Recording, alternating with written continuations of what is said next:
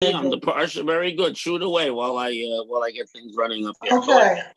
So my husband and I watched David Rubenstein's program on the History Channel, and he was interviewing Stacy Schiff, who is an author of a book called The Witches, and she's a historian. She did a lot of research on the Salem witch trial. And apparently the justification, I live right near Salem, but this is not part of the popular culture. The justification for trying the witches, the president of Harvard, Cotton Mather, who was a minister. Who would name their kid Cotton? At least wool. Okay.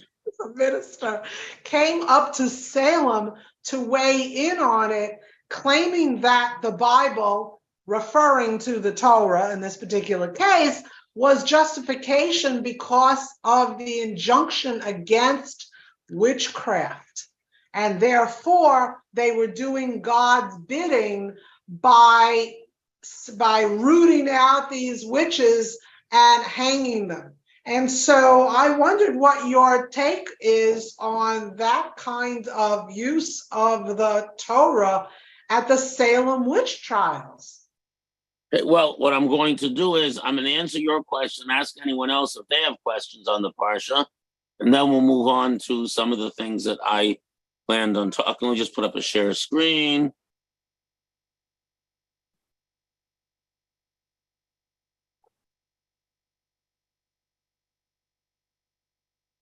Because here it is, and it says no inquiries of the dead, no soothsayers. Right. Okay. So let me explain what's going on over here. So first of all, yes, there is something called kishuf, called witchcraft, and yes, it carries the death penalty the same way idolatry carries the death penalty. In other words, Judaism takes. In other words, Maimonides explains, and this is the Talmud accepts this too, that sorcery is a form of idolatry. It's a form of calling out and utilizing other powers independent of God. In other words, you're not asking God to make it rain, you're praying to the rain god. Not asking God to strike down your enemies, you're asking some malevolent spirit through witchcraft to come destroy your enemies, or whatever it is. So that is idol worship, and idol worship carries a death penalty. In other words, as we've explained many times, if you have witnesses, and the two witnesses warn you and say, don't bow down to the idol. If you do, you're going to be killed. And the person bows down anyways, within 3 seconds or 2 seconds of hearing this, then if he or she is sane, they get executed. That is the law of the Torah. And the point is that we know that when the Jews worship idols, they lose wars, there's famines, they get exiled, the temple gets destroyed. In other words, especially when the Jewish people are in the land of Israel, they're only under sufferance if they behave well. Worshipping idols is the same, just to explain, does the same damage as if you were to throw a bomb into a crowded kindergarten. Worshipping idols destroys the Jewish people, causes them to be slaughtered, to die in plagues, for them to be exiled. That's how you have to understand how the Torah sees things. So worshipping idols is no different than being a mass murderer. I hope that's how the Torah sees it. The Torah sees, again, right now, there's no direct relationship between our virtue and what happens to us, because we're in exile and everything is disconnected. But when the 12 tribes were together, and when the Jewish people are together in the land of Israel, God says you behave well, you follow the Torah, you have a good. Otherwise, all the curses we're going to read in 2 weeks, 98 terrible curses will come down upon you. That's the deal. That's the covenant they enter that we read about last week, that they're making at Mount Gerizim and Mount Abel. So idol worship is not just a bad thing for the individual, a denial of God, which is the ultimate sin. And in essence, if a person denies God, especially a Jew, they have no real purpose in this world. But on top of that, the reality is that this causes great harm. It may seem like a minor thing if I bow down to an idol or engage in some witchcraft, but as the Lubavitcher Rebbe once pointed out, that's like someone on a spaceship saying, "Oh, what does this little screw do? What happens if I unscrew it and it lets in space and everyone gets sucked out and dies? You know what I mean? So the ministers came from all around, according to Schiff, to participate. Are you saying that had there been rabbis in Massachusetts at that time, they would have lined up with the ministers? Had the temple been standing and we had a Sanhedrin and it happened in Israel, then we would have executed someone who, with witnesses and warning, was found to engage in witchcraft as defined by the Torah, which, by the way, doesn't include muttering spells over a boiling cauldron. There are very specific activities that have their roots in ancient idolatry that constitute witchcraft. And certainly, and again, you would need 2 adult male witnesses to have watched the person do this, warned them not to do it, and then they would have done it within 2 seconds. Then you can execute that. Certainly, so in other words, if we were to redo, there should be 30 of those. Oh, I'm sorry. Thank you very much. Thank you.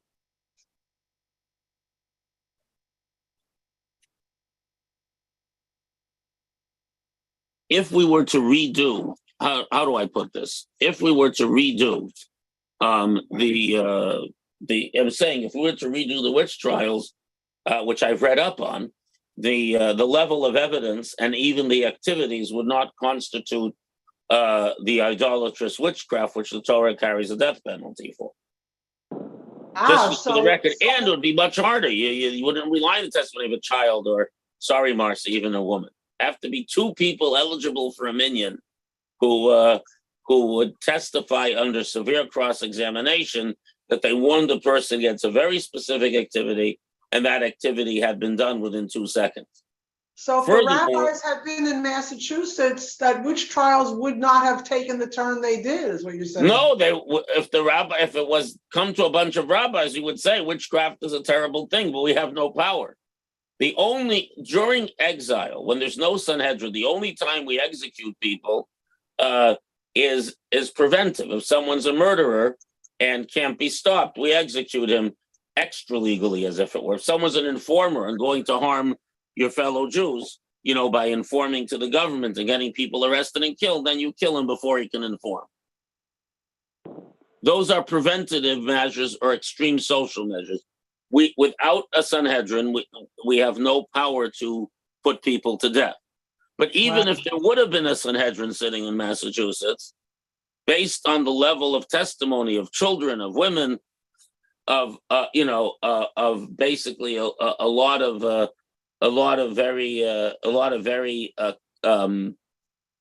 very confused testimony without very specific witnesses and warning, I do not see. No, they would not have been executed.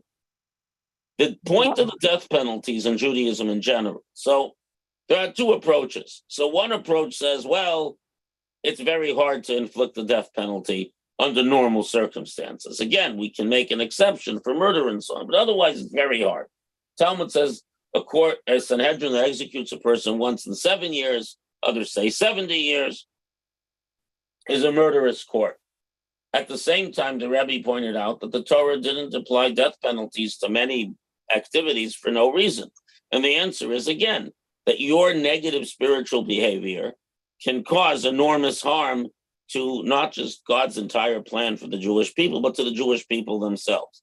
A spiritual damage is as bad as a physical one, if not worse.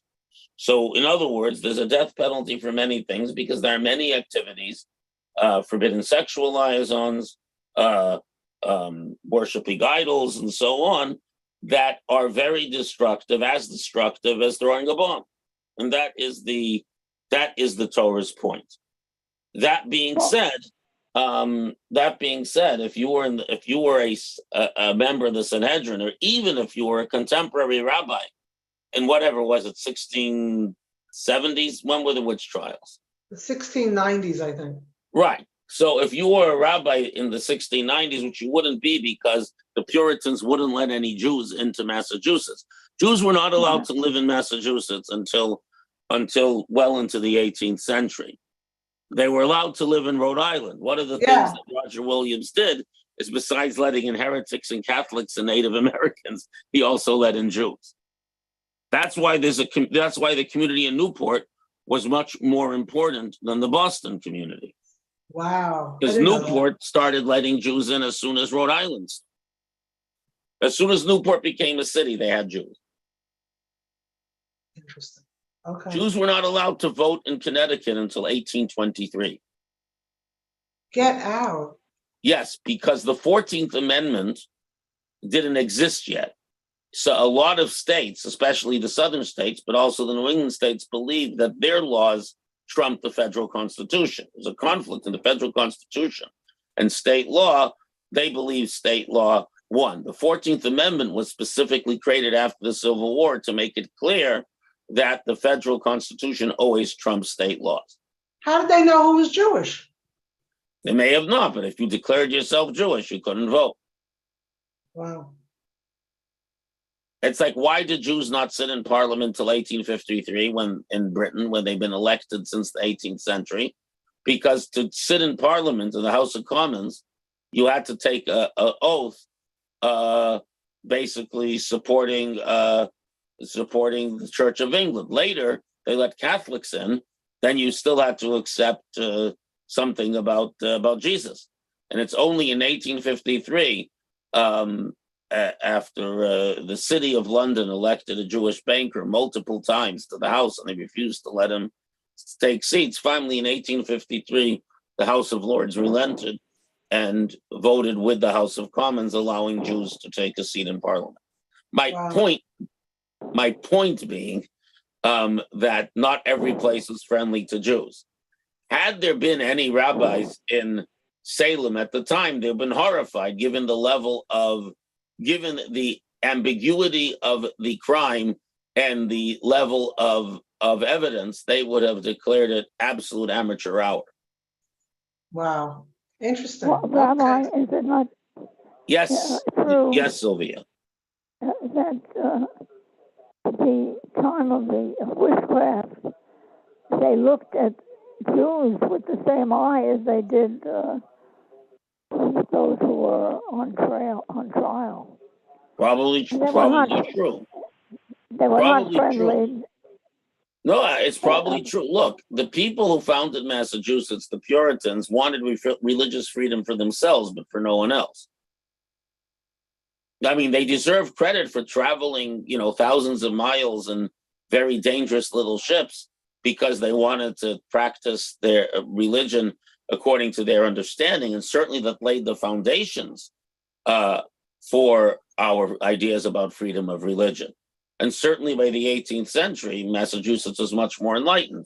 But the original people who were here the first 150, 200 years were not terribly tolerant of anyone but themselves. But at any rate, I mean, and witchcraft is a very specific set of behaviors which are well known in ancient idolatrous behaviors. I'll show you in a second. Yeah, let me show you.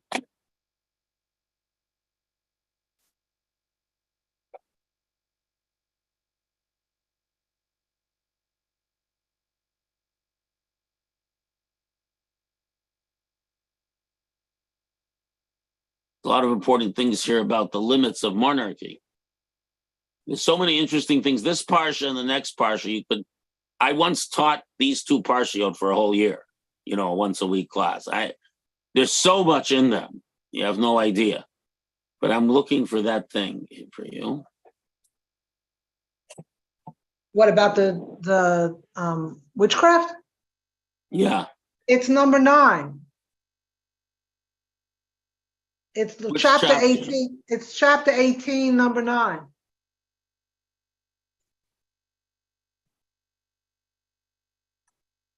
No, I'm in 18. Well, what I have here is 18, number 9.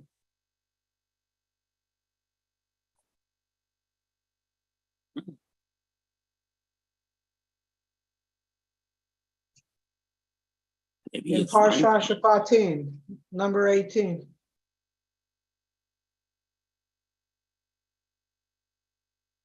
No, it's not number Oh, 9. that doesn't match my book. It's number 11. Huh. What book are you using? What book am I using? The Torah by Jewish Publication of America. Yeah, they have a lot of weirdnesses there. They don't follow the standard Masoretic text. Is that Alter's translation? It says according to the Masoretic text. Well, then it should be verse 10. Here it is. Let there not be found among you anyone who passes son or daughter through fire. Verse 10. A soothsayer, a diviner of auspicious times, one who interprets omens, or a sorcerer. Yes, that's it.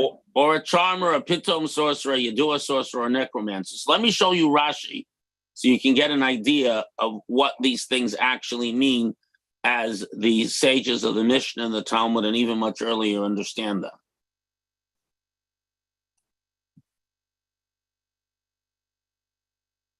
Okay, so passing your son and daughter through fire, this is the Moloch worship, which, by the way, is not the same as the Tophet. The Moloch worshiper, they passed the child between two fires. They didn't burn him.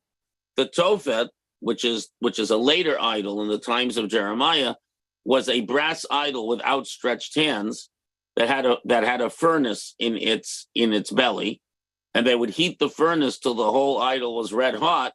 And then they would place the child sacrifice on the hands to be burnt up alive, and it's called tophus. Tophus means a drum, because the priest would bang very loud drums so no one could hear the child screaming.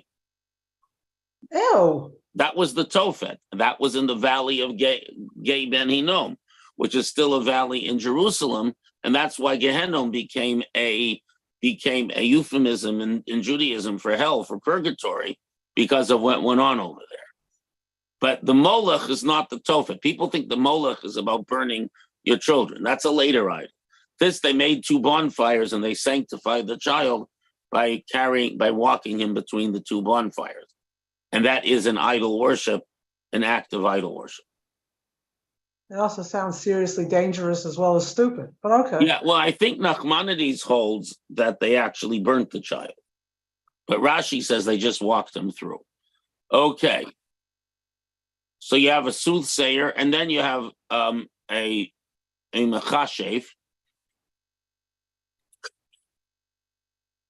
Mechashev is a sorcerer. So sorcerers do various invoke various idolatric or demonic beings to help them. Now you should know there is a very big debate among the Rishonim, the medieval Jewish authorities.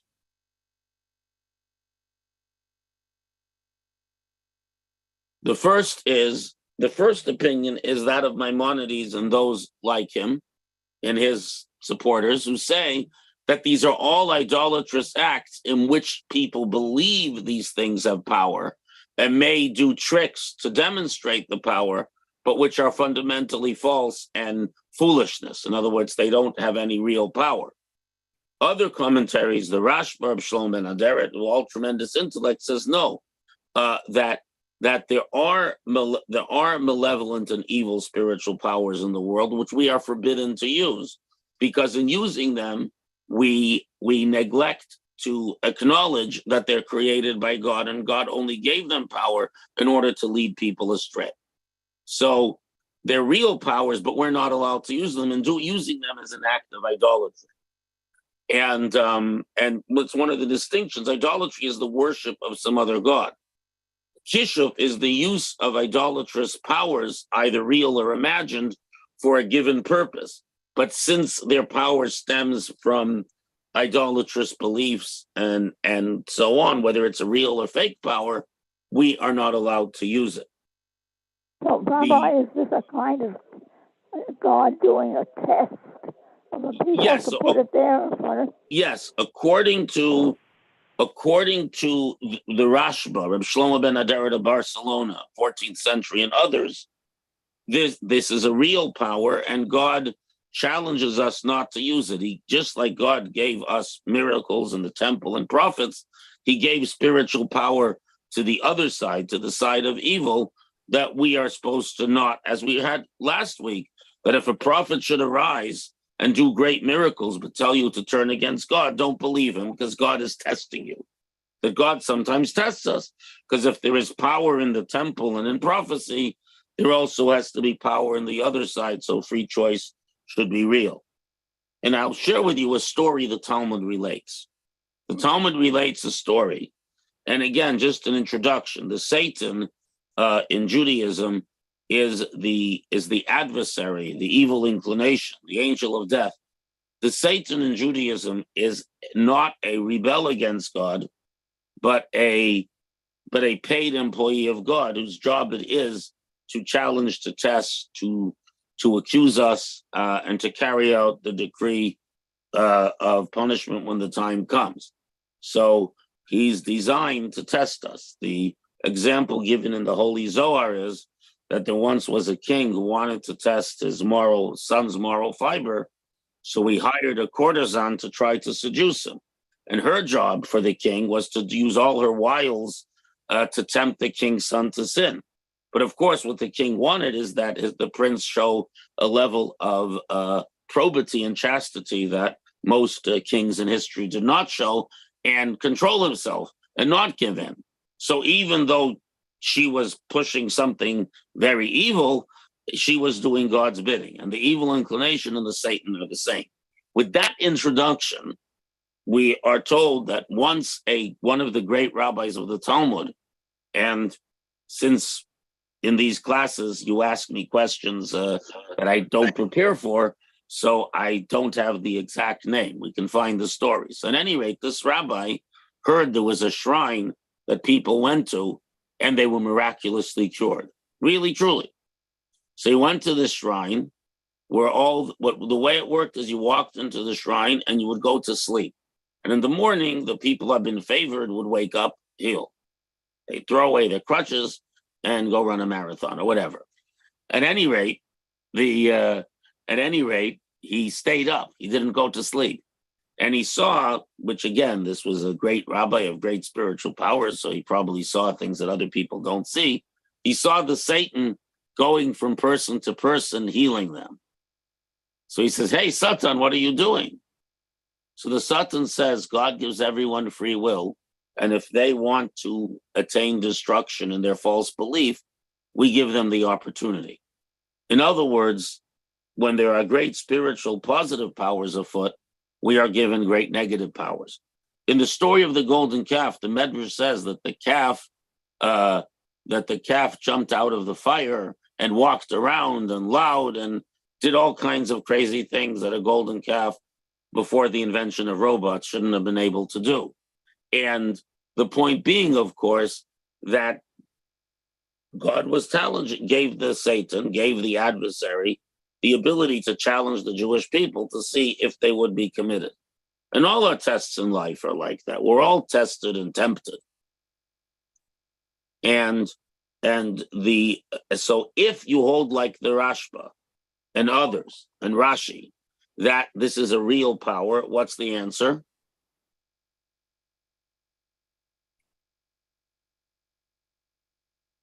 What's the question? Well, the question is this real or not? And the answer is that according to many authorities, this sorcery is a real form of idolatry that is given power in order to test us whether we'll do what God says or be impressed by the smoke and mirrors. Because even if it's real, it's still smoke and mirrors, because once God tells you not to do something and you know the Torah to be true, you're not impressed by anything. In other words, once you stood at Sinai and heard God give you the Torah, all the miracles, as the Rambam says, Maimonides says that every miracle that you see, every supernatural action may be the sleight of hand, or, like all those explorers who saved themselves from being eaten by the natives because they had an almanac and knew where there would be a solar eclipse. I mean, there are not that many solar eclipses. The number of explorers who claim to save themselves this way is about 100 times more than the number of solar eclipses on those years. But at any rate, in other words, very often it looks something very impressive and there's really just some tricks going on. But even if they're real, we don't listen because we know the truth and God is testing us. But yes, Sylvia, God sometimes tests us by making the wrong choice very impressive and very compelling.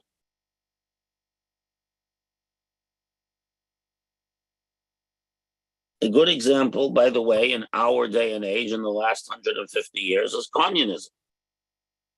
Communism offered a secular utopia without God, without religion, a time of perfect sharing, of no persecution. And communism murdered more people and caused more persecution and suffering than any other ideology in the history of the world. By the way, including fascism, even though we are the particular victims of it. But between Mao and Stalin, you have something like 120 million unnecessary deaths. Not to mention that the whole World War II and the Holocaust was really Stalin's fault by breaking his alliance with France and Britain and making the non-aggression pact. But the point being that very tempting ideologies, communism is the idol of our days, or at least of the 20th century. Look at all the brilliant Americans and Englishmen who were seduced into its ideas, and they handed the Soviets the atomic bomb and so on. Some of them being Jews, unfortunately. So I guess my point is that there always are ideologies that are very against Hashem's will, very against God's will, very against the Torah's values, including its universal values for all of humanity, such as the atheistic communism, that are very seductive and are the idols of that particular day. Fascism was another one. Both fascism and communism basically announced that one could have a perfect moral universe if one only dispensed with God and with conventional morality. Yeah, but we've got some problems with the authoritarian regimes declaring their versions of truth to be the only one. Israel is surrounded by enemies that make that moral claim. Okay, so that's true. And being that it's based, and again, we believe in objective truth in religion too. So to the extent that Christianity, Islam, or any other religion contradicts Judaism, we know it absolutely to be untrue, and those parts of that religion to be false. Certainly the ones that say kill all the Jews, certainly false, because that's obviously not God's will. But the bigger point of that is that nevertheless, even though Christian anti-Semitism fed the Holocaust, but it was not perpetuated by a Christian regime. Perpetuated by a regime that had many Christians in it, but it was perpetuated in the name of an ideology. In other words, Christianity never spoke of the complete annihilation. They wanted to convert all the Jews, expel them. It never spoke of complete annihilation. And Islam is the same. They want to convert everyone, and the radicals, might want to kill all the Jews who don't convert. But my point being that complete annihilation on the basis of one's Jewish ancestry, one's being Jewish by birth, is something that only came up in an atheistic regime. In other words, the Muslims are a great threat. And a genocidal threat. But up to this moment, okay, the harm wrought to the Jewish people by fascism, which is a secular ideology, right, and the harm wrought to humanity by communism are far greater. And by the way, I have the book written by a Spanish friar who saw the worst atrocities committed by the conquistadors when they conquered Latin America. The worst things. Nevertheless, whatever they did pales in comparison to what Stalin, Mao, and Hitler, Yamach Shimon, did. And or Pol Pot, for that matter. who was a piker. He only managed to kill 1 million people. But the point, and he was also built on a radical secular ideology. My point is that as bad as fanatical religious people are, those who completely reject God, those who are idolaters in the sense that they worship an ideology that completely sidelines the God of the Torah, are the worst. Muslim oppression to this day is very bad. Christian oppression was worse, but they pale in comparison as to what Hitler did. Even the Chmielnicki massacres were not driven by religion. They were driven by genocidal mania. They were not religion based. That's number one. And number two, they were not as bad as the Holocaust.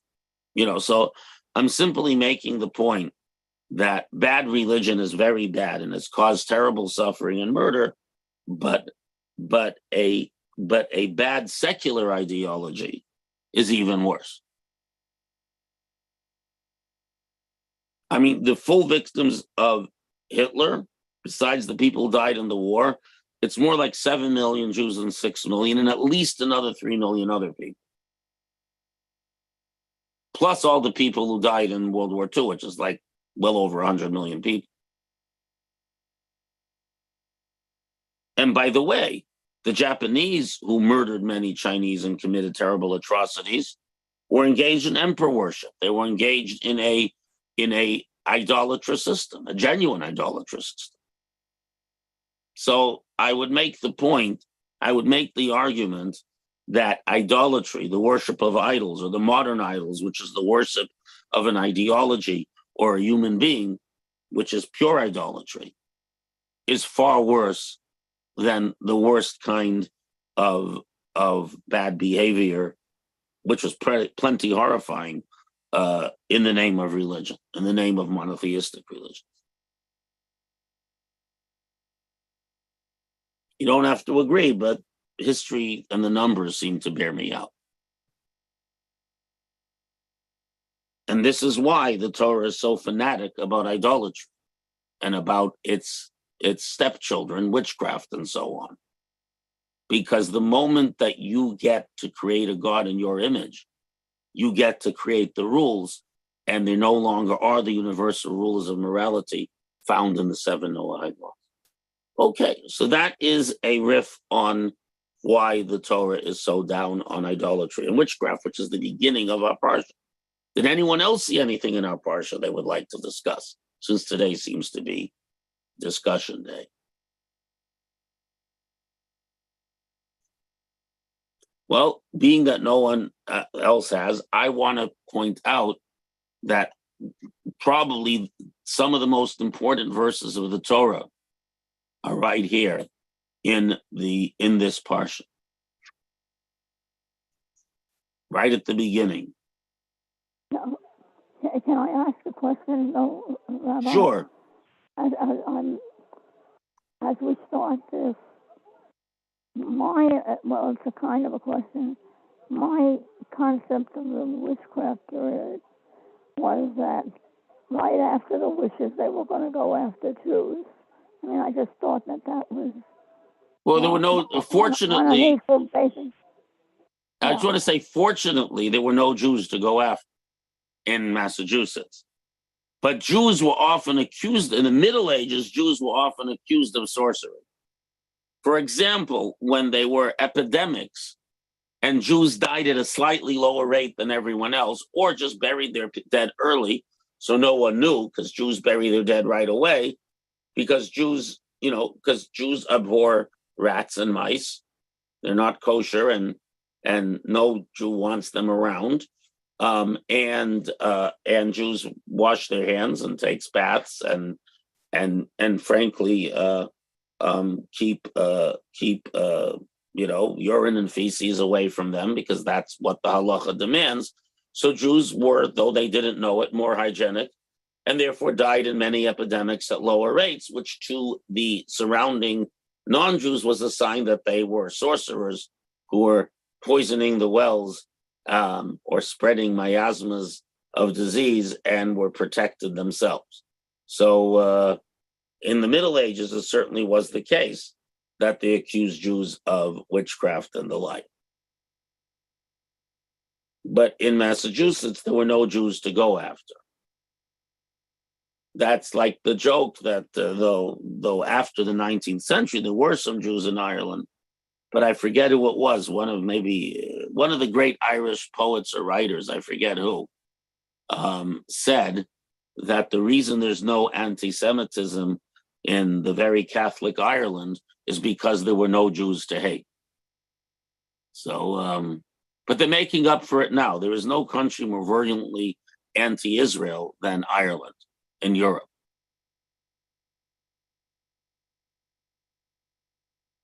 But at any rate,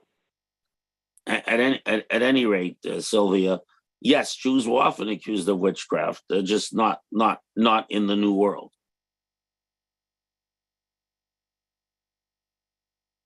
But in the Middle Ages, it happened very often. Okay. So, for example, by the way, and that goes back not just to the Middle Ages, Talmudic times. Like, so you look for chametz with a candle, Sylvia, with a little candle, the night before the Seder. Yes. So the Talmud says that that in those days they used to store things in cubby holes in walls. So sometimes the cubby hole went through the wall from one house to the other. So so it says you don't look for chametz with a candle in the cubby hole of a house that a non-Jew has the other side of the wall, lest they think you're trying to engage in sorcery against them. So clearly people were very sensitive about sorcery and occasionally accused Jews of it.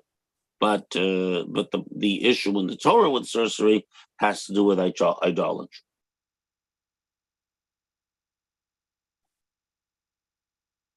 Now, before we go, I want you to look at verse 8 that I have up on the screen. If something will be far away from you in judgment, between blood and blood, din ladin, one judgment and another, religious law, benega lanega, between a lesion and a lesion, divrei riva, with regards to tzarat, words of dispute in the city shall go up to the place where Hashem chose, and you'll go to the Kohanim and the Levites and the Shoftim in that day, that means the Sanhedrin, and you will ask them what to do, and you shall do according to what they tell you. From that place, that gives the Sanhedrin authority only when they're sitting in the temple.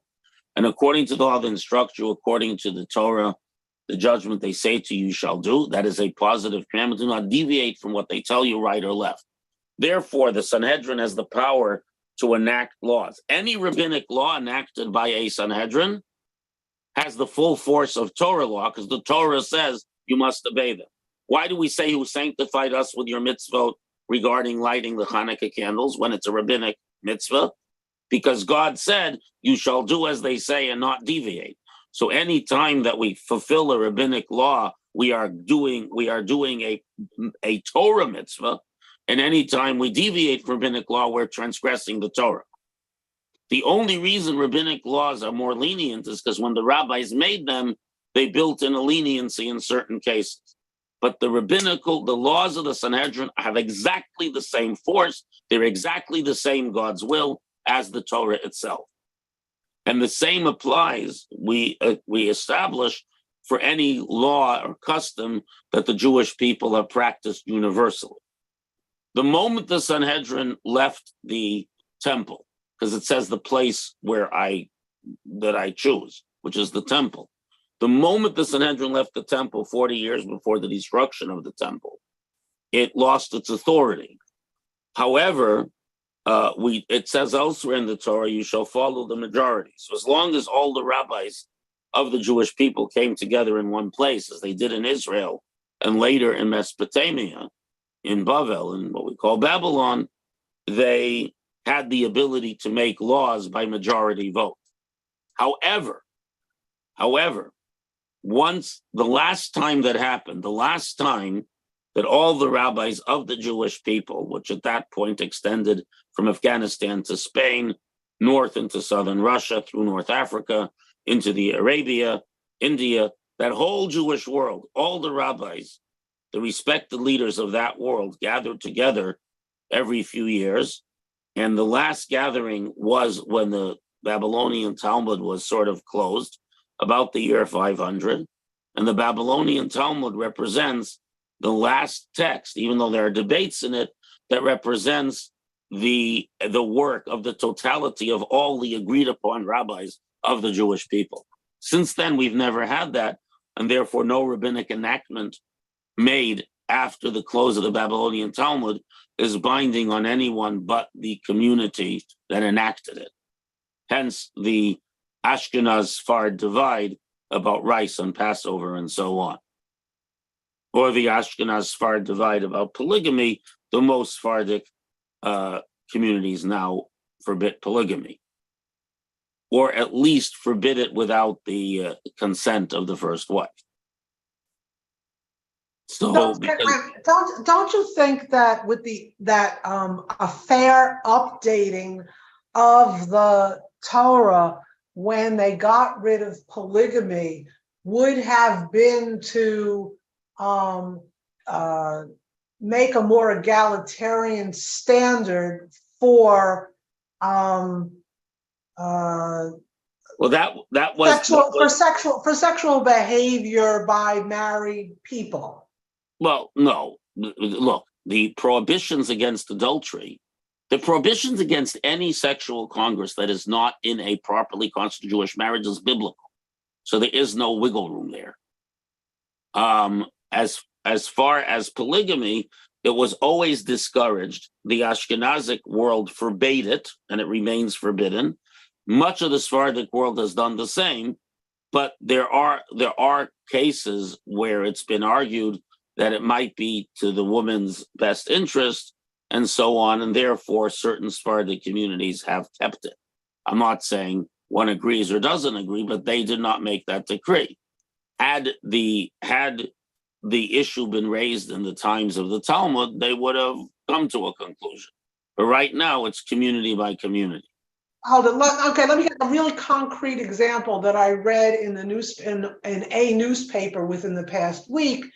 With all the controversy about whether Torah rules will become the rule of the land in Israel as opposed to the sort of more secular democratic stuff, one of the concerns is that according to Jewish law, only men can can charge someone or whatever for divorce, whereas in a secular world, men and women can both. But one second, in Israel, 1 minute. Right now in Israel, all marriages are religious and all divorces are religious. So an Israeli court will not conclude, a secular Israeli court will not completely conclude a divorce agreement until there's a get. So the issue is already a problem in Israel. However, Israel has a much greater advantage over the rest of the world, because in Israel, the rabbinic courts can and do petition the secular courts to throw the refusing husband in prison until he gives a get, indefinitely. But the issue is whether a woman could initiate a divorce. A woman can go to a beit din and initiate a divorce. The husband has to give it. This is a biblical law. It's a law of the Torah that cannot be changed, ever. Oh. It is biblical. What can be changed is the pressure we bring on the husband to agree. Okay. And unfortunately, we no longer can do it. But in the old world, in Europe, where people didn't care what Jews did to each other, if a guy was supposed to give a get and didn't, we would inflict physical duress on him. And we would keep hitting him until either he gives a get or his wife was a widow. Problem solved. Oh, dear.